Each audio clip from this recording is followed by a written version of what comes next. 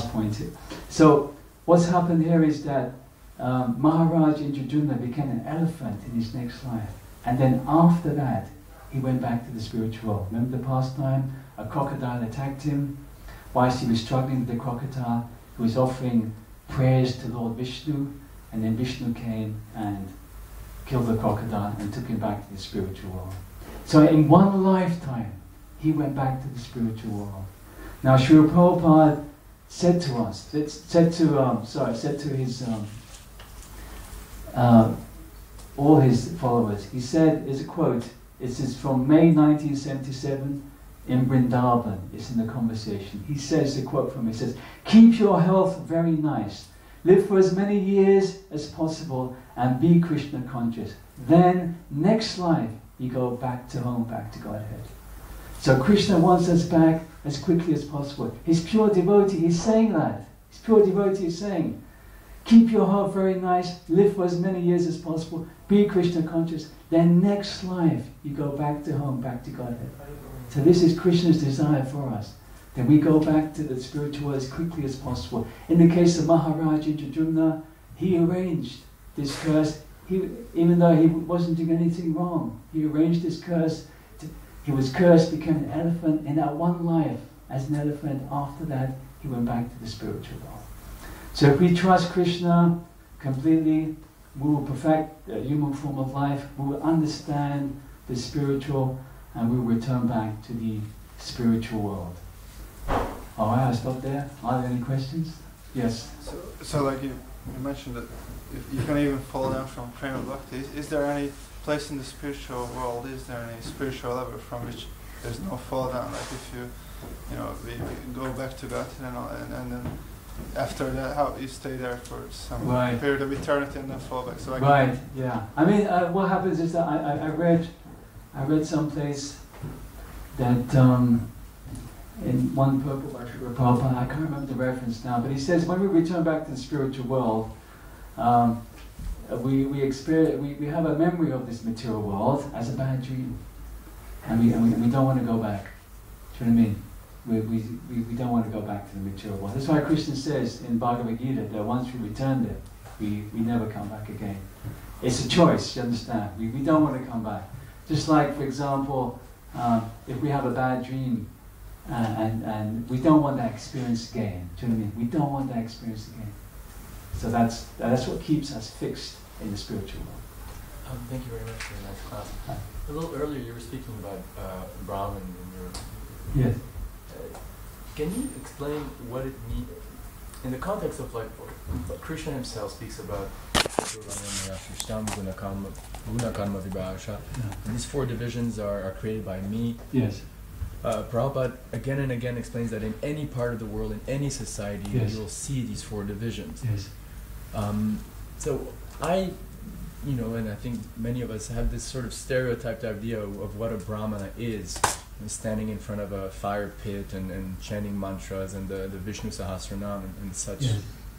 But if Krishna, God himself, creates these four divisions, and his pure devotee Prabhupada asserts that in any given society throughout history there are Brahmanas, you're a teacher, that's your occupation, that's your varna. Can you explain what is a modern Brahmana in 2010 in contemporary society? Right. It's what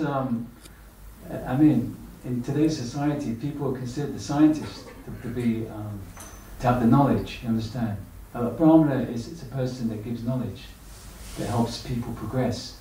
Do you know what I mean? So the modern Brahmanas would be these scientists, because they're accepting their knowledge, whatever knowledge is given by them, they're accepting.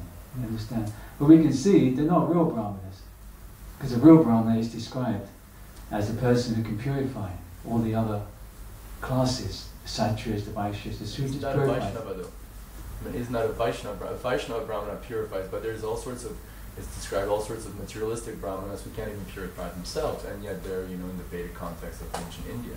Yeah, I mean, if you have a materialistic Brahmana who's following the Vedas, he has a role there. He has a social role. It's described, these four divisions they're social divisions. A society cannot function. A society can't function if you don't have people producing food grains. if you don't have people managing everything, if you don't have a section giving direction, if you don't have people acting as assistants like the sutras, it can't function, you see. So you need these 4 sections for any society to actually function. I mean, but the quality of them obviously depends whether they're following the Vedas or not. If they're following the Vedas, then that whole society is being purified, you see, because the Brahmanas there. It's a social role, you understand? It's a social role. They're giving directions to purify all the other classes, you understand? Purify them of material desire and giving them eventually engage them in yajna sacrifices so they become purified. Now Vaishnava Brahmanas, Vaishnava is something very special. It's above the Brahmanas. You understand? It's like a special category.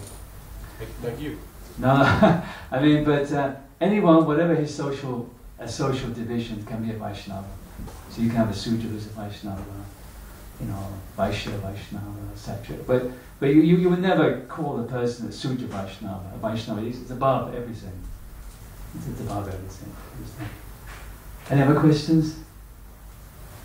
Yes. Just a quick question. So in that section where you're reading about Gargi Muni, did he actually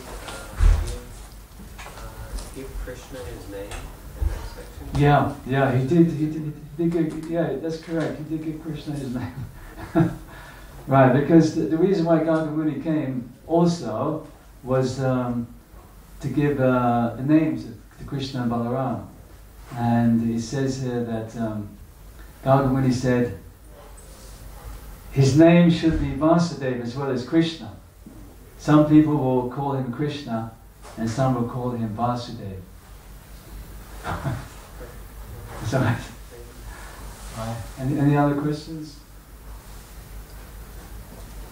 Any other questions? I just want to finish one last thing, but I wrote something here that, just the last bit here. And it's about this ISKCON movement, how it changes demons into devotees. Isn't that really? That's the power of it, isn't it?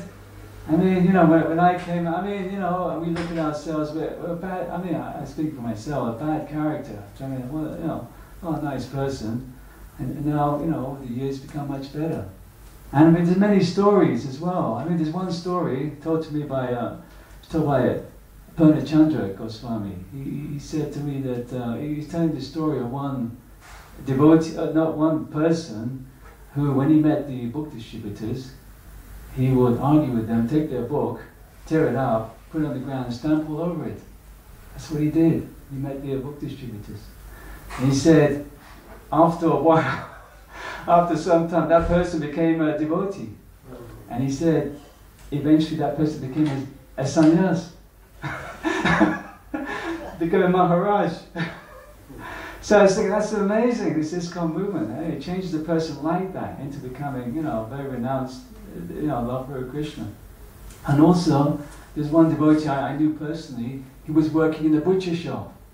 He was working in a butcher. And he became a devotee, book distributor. He's now running, for many years, 30 years, last 30 years, running his own center in Europe. You know, making other people devotees. He was a butcher before. So we see the potency of this ISKCON movement. It changes demons to devotees. And I know, in my case, I'm definitely in the right place. and we can see also that, you know, that how it changes us. You know, so obviously not all of us in that category of demoniac, but how it does change us. We just give it time. You need to give it time, you see. You give it time, then we'll see. Just like we can't see ourselves grow every day, can we? We can't see ourselves grow every day or change every day. But over time we see, oh yes, I've grown, I've changed. You understand?